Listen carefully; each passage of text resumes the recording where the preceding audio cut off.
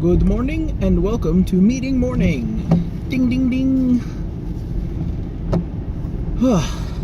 I don't know what's going on with the creativity bits, but I've been getting into this Lisp book, and I think it really explains the things that I didn't quite get about Lisp and why they exist. It's just a different language paradigm.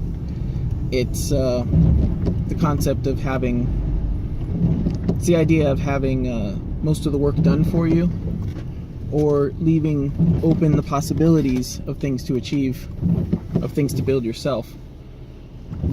That's why Lisps are so extensible. You can use a Lisp to make your own Lisp, which is pretty neat. The book I'm reading is the Learn Lisp One Game at a Time. It's got like a funky anteater looking thing on it. You'll probably know the one I'm talking about. But it talks about the what is it, the theory behind it, more than just like a Sam's book would, like a learn in 24 hours kind of thing. And I don't have anything against those learn in 24 hours books. I was definitely at that point.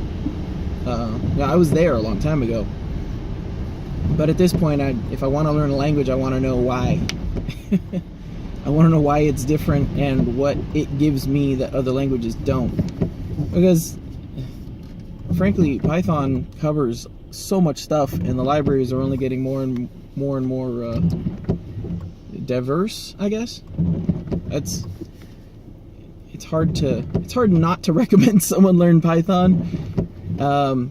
But I think Lisp and Clojure, this is what I'm talking about with applications that don't require any maintenance, things that will run basically indefinitely. I think that's where the future is, or at least the future of humanity. I don't think it's the future of tech, because it prevents techies from making tons of money off of services. So I don't know. It's a philosophical disagreement, I suppose.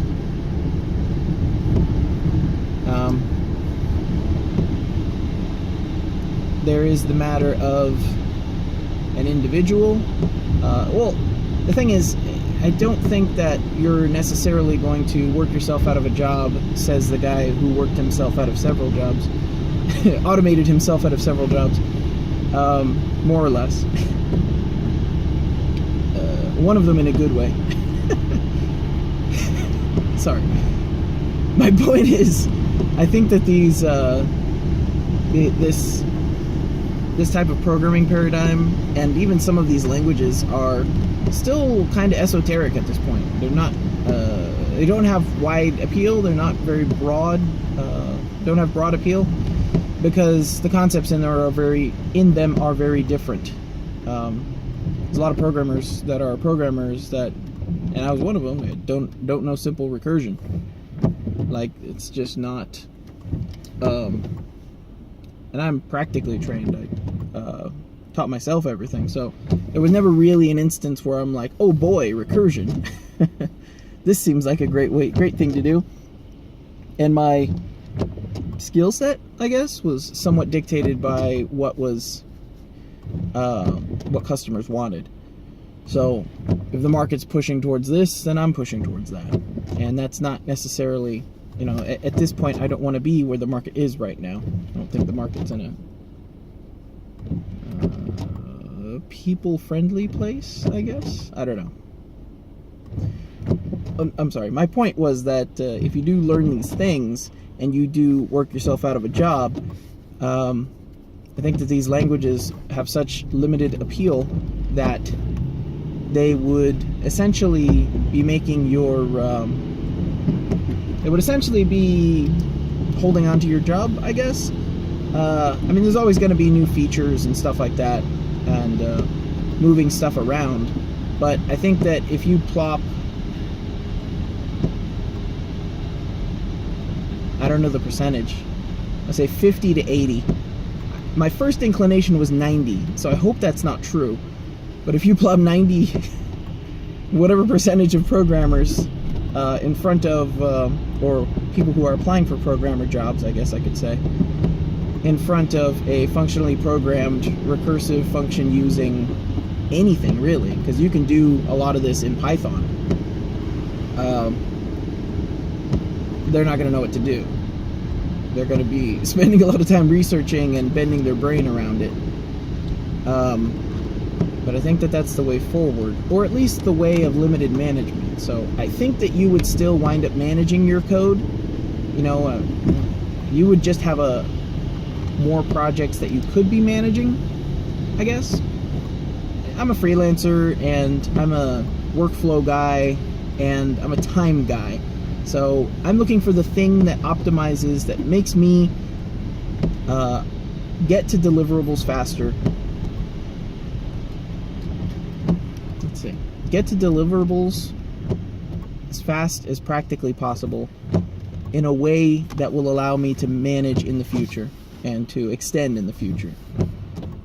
That's why I build, like, for most of my professional work, or most of my projects, they're like, oh yeah, this is the limit, this is where the project ends, and I'm like, cool, dude, I'm gonna go ahead and build a minor framework around this, just so that it'll be easier, just in case you want to, like, double all the work. And then lo and behold, hey, we were thinking, what if we could just quadruple this, or what if you could you train a team to learn how to use this, or learn how to do this, and then I've already got a framework in place that makes it much more linguistic, I guess, much more obvious, I suppose, much more literal, makes it easier to teach people, you know, function naming and building things that are easy to drop into and navigate yourself around in. I'm not talking about just tons of comments, because that gets tedious too for people to read through. It's the way I've been doing it, and I think that if you get into this, I don't know, it's hard to say. I shouldn't say that. I haven't looked.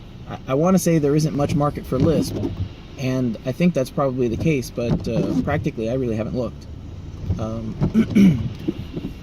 I think Clojure is way ahead of its time, and I think Clojure is going to be the future for a lot of things,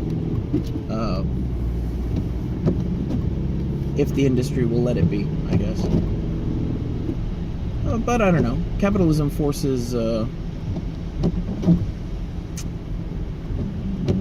efficiency. Well, it forces a reduction of cost. Well, I don't know. I guess that's like a capitalism. That's a paradigm within capitalism, I guess. Whether or not you're forcing a reduction of cost, or, you know, reducing your overhead, or reducing your customer's price on the other end, like helping them consume more, but also reducing your price on it. More with less, or less and you get more. If you would just get more iterative updates. I don't know if any of this is making any sense. Anyways, Lisp is pretty cool. Clojure is pretty cool. I think that it's the way of the future. The future has already come. It has come and gone. It left in the late 80s. But the spirit lives on.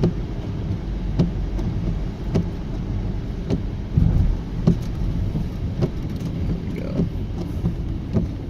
I guess the question becomes, how much work can I really get done by working in a Lisp? By developing tools that are functionally programmed with there we go, with minimal surface area and minimal mutability. That will be interesting. I hope to find out.